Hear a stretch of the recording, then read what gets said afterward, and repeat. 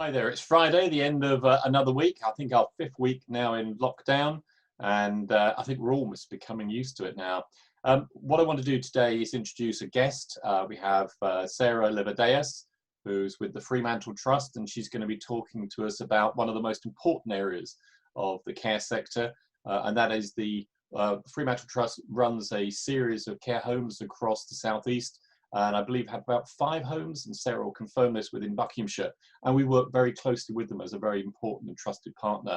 And care homes have been in the news a lot recently, so I thought it would be good to have someone who really understands this sector talk to us about what's going on there, and hopefully explain exactly how they're working with Buckinghamshire Council to make sure that loved ones who might be in care homes are well protected. Just a couple of points from me up front. I'm just really pleased with the continued support for the Clap for Carers that's going on. Last night, yet again, I think virtually everybody in my road was out clapping frantically, sounding horns, banging pots to support our local health and care workers. And it is our care workers as well. It's not just the NHS, wonderful though they are. It's the entire community that support us that I think we're recognising on Thursday nights. So having said that, I'm going to pass over to Sarah now, and we can all hear from Sarah about the work that the Fremantle Trust is doing. Sarah, over to you. Thank you. Thank you very much, Martin, for giving me the opportunity to talk about care homes today. My name's Sarah Livaudais, and I'm Chief Executive of the Fremantle Trust, and we're a not-for-profit provider. We have 10 care homes for older people in Buckinghamshire, and we also have supported living services for people with a learning disability. So to say that the last few weeks have been a challenge is something of an understatement, but I'm really proud of the way that our residents, our families and our employees have really risen to the challenge. We've learnt new skills, we've tried new ways of working, and we've really been supporting each other. I have to say that I found it very difficult when we closed our services to visitors recently.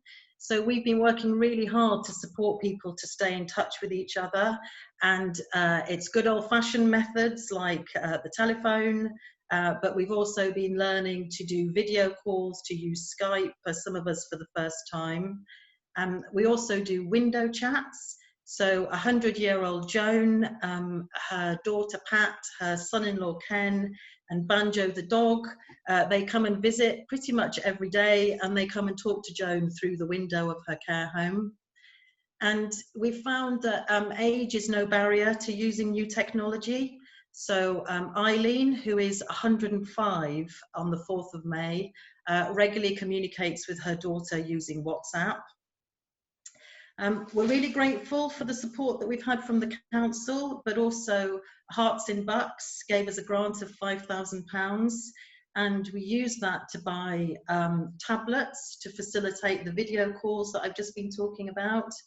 But we also bought Google Chrome sets, which convert a normal TV to a smart TV. So we've been using that. For example, we have a Zumba teacher. She can no longer visit the care homes, so she does her Zumba class through the screen. The residents can join in real time, and it stops us putting on too much weight in lockdown. We've also got our regular entertainers that are still coming. So they come, they sing, they perform music, but they do it in the garden. So blessed by this beautiful weather, the residents can sit out on their balconies, they can sit around the edge of the garden to maintain safe distancing, and they can enjoy a lovely live concert, actually, you know, in the sunshine. I'm very grateful as well for the many donations that we've had. We've had school children drawing pictures for us, writing messages of support. We had chocolate eggs from Hazelmere Golf Club, from High Wycombe Lions, and we have lots of lovely flowers from the supermarkets that help us all to stay cheerful. We found that we were a bit behind the curve with technology, so we've learned really fast to do training remotely, online training, and that's both for new recruits but also for existing employees. We also maintain really high standards of infection control. We've got good supplies of PPE. We've learned to put the stuff on and off, and we follow all the government guidance, which I have to say does keep changing all the time. So that does make it very difficult for us. I'm very grateful to Ian Goodchild of the Print Lab. He is literally around the corner from us. Our headquarters is in Aylesbury, and he has supplied us with 175,000 masks in the last few weeks, which has really sort of set us up for the future. We are short of nurses in some services, so if there are any nurses out there that would like to come and work with us, we'd really love to hear from you. Our care workers have been doing new tasks, doing clinical skills under supervision. We've set up telemeds in all of our care homes so that the GPs can talk to the care workers remotely through a screen, and that saves their visits. And it's not just clinical tasks that we've been doing. The care workers have become cooks, entertainers, hairdressers. I mean, really, the only place you can get a haircut these days is in a care home.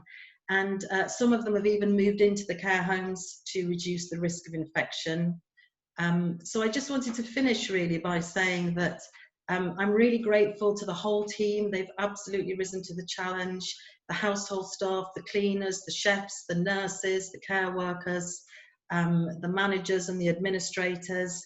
I'm actually in awe of the work that they do, because they're keeping people safe and well and making sure that life continues pretty much as normal. Thank you. Sarah, thank you so much indeed. That was really interesting. And I have to say, it's quite personal for me. My mother passed away in a local care home a few years ago, so I spent a lot of time in there with her.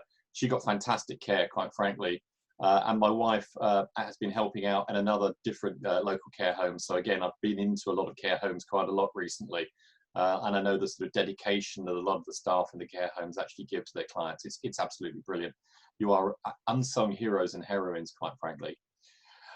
Just on a final personal basis, the weather's great again this weekend. I'm going to repeat the plea I made last Friday, which is obviously if you've got a garden, and I realise not everybody has, but if you have a garden, it's great to get outside, use your garden rather than going to somewhere where you might not be able to socially isolate. But if you do any gardening, please don't burn your garden waste. I know it's tempting at times, particularly without the green waste collections at the moment, but try and compost it. Burning garden waste can be really antisocial for people living near you, and particularly if they're maybe asthma sufferers or have other chest conditions. So just please think about your neighbours on good weekends like this. Having said that, enjoy the weekend, and obviously be back with you next Monday.